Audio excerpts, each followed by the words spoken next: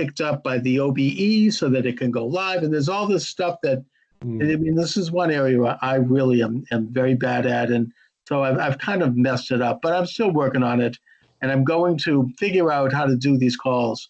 If you know anybody that can help me, please send them my way, because I need some tutoring to get this thing to happen.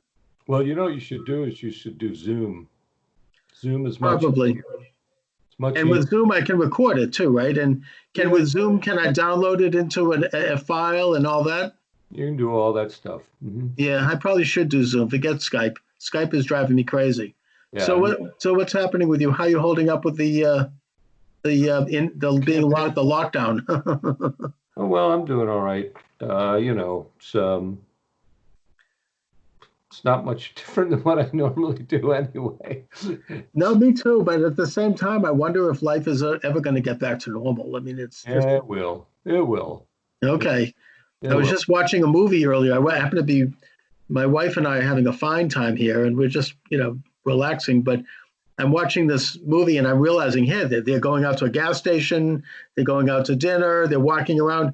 We can't do that anymore. It's like we're going to have to be walking around with masks and gloves and paramedic. I was thinking of getting a hazmat suit to go outside. And of course, my wife is super paranoid about these things because she's got some pre-existing health conditions, which I understand. Yeah. But she won't leave the house. And she's like, we got groceries. She's there spraying everything and wiping it down. And, we had to shower and take our clothes and change clothes. And this is all just to go to a grocery store.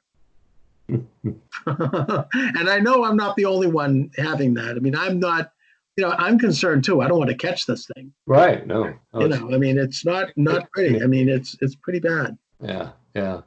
So where's everybody else? Are they still online, or are they? I don't know. The thing is, I'm not sure how to bring people in, and I guess I'm just going to have to, get some tutoring and try it again. I appreciate your patience. I know that, there are, as I say, I mean, I apologize. I don't know what to do. Yeah. It's like I'm old. Yeah, I know. Okay. Me too. But this, I've been projecting low numbers since way before the Trump administration came in with them, and mine have been tracking just almost within a percentage point of what winds up being the day's, actuals. And so, what do you mean low numbers? Low numbers in compared to what? Well, they had originally forecast like at least 100,000 dead, and I projected about 20 to 50. And do you think that this thing is being hyped? Because there's a couple of things that make me a little suspicious. First of all, the CDC apparently has told hospitals that that they have to register any death as a COVID death if it's unknown. Right. And secondly, CBS has now, I think, 3 times shown footage of a hospital in Italy with is real, like the center of the crisis. Right. And they've said that this is happening in New York, and they've been caught with that. Right. So I wonder, I mean, I keep hearing people on the left-leaning part of the establishment say, oh, well, this is going to be going on for a year. You're going to have to shut down. I mean, if they shut down the colleges in the fall, that's going to be a disaster for this country. That's ridiculous. Okay, good. We're going to be partially out of it by the end of the month, and totally out of it by June. And the thing is, it really doesn't matter, because ultimately we're all going to have to come out and just face whatever the consequences are, because the only way this is going to be permanently stopped is when the entire population is open to it, and then we get immunity. And so I mean, and of course that will help when we get a inoculation or something that works against it. So, but eventually we're all going to have to just come out of our holes and face facts. And face the thing down straight on. I heard a statistic, actually, I think this morning, that it's an estimated that well over 1 million people have the virus, but don't know it, is completely asymptomatic, and they never will have symptoms. Yeah. which tells me that they are building up. I mean, you and I could even have it. We don't know it. Yeah. And in which case we'll build up natural immunity to it and we'll be able to start to function again. So, Right. I mean, I suppose that's good. I mean, I don't know if it's a good thing. I know that I think the state of Israel for a while was considering allowing everybody to become infected and keeping safe, putting people who are elderly or who are, pre-existing conditions, Yeah. isolating just them to keep them safe. Right. And then the country could continue, carry on. Yeah. I'm not saying that's a good idea, and I don't think they've done that. Right. But nevertheless, I mean, it's eventually that's what has to happen. We all have to face it sooner or later because we can't stay. I mean, this whole social distancing thing, all of it's just it ain't gonna last. And I don't. it's crap. Yeah. Last. It's awful. I mean, what are they going to do? Cancel the baseball season? I mean, I don't think Americans are going to tolerate that. Oh no. There'll be a revolution. It's People aren't going to put up with. I mean, the left is having scenarios where this is going to be for a year, the rest of the year. Yeah, I don't think so. I don't think people are going to take it. A chance. Nope. No. So what are we doing? Are you actually having a show, or are you just? I think that as for tonight, I'm not going to be able to do it. I'm going to have to get with some people and figure out the technicals of this, and then I will announce the show. Yeah. But and I really appreciate you coming on. How's your book doing?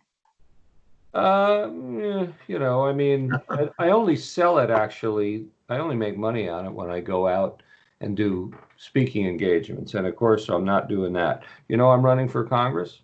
You are? Yep. Okay. Where and when? Maryland District 2. This election. And who is your opponent? In the general, it's Dutch Ruppersberger, 18-year Democrat incumbent. And in the primary, I have 6 opponents. Where is your district? Is it near Washington? To Maryland, it goes through 5 different counties. It's all over the place. It's gerrymandered to hell. Is it near Is it closer to Baltimore or? Yeah, some of it surrounds Baltimore. Some of it goes all the way up to the Susquehanna River. Okay. Some of it might be the more conservative part of the state. It's 2-1 Democrat. Oh, it is? Yeah. What do you think?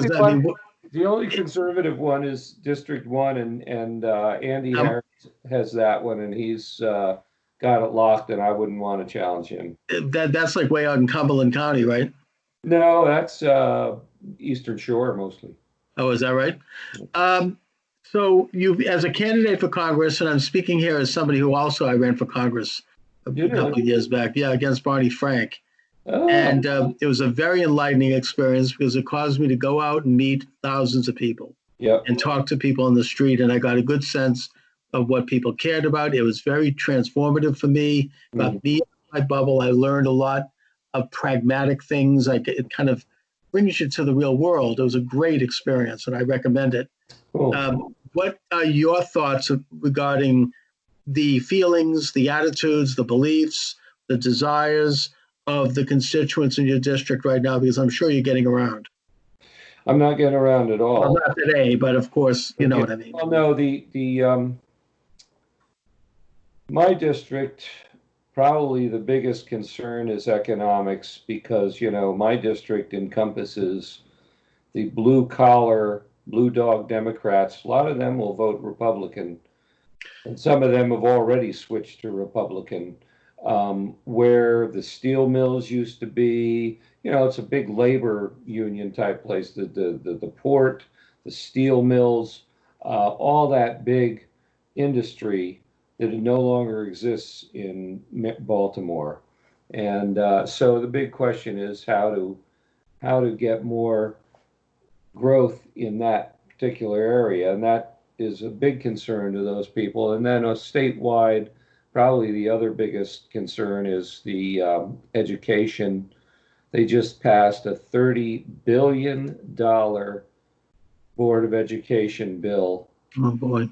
That's $3 billion a year, and the state already gets more money per student than any other state in the country.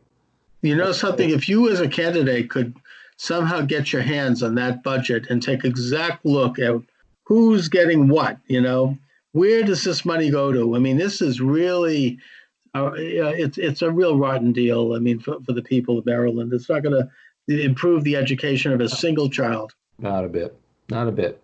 So I hope you can get your hand on that and take your time. I can.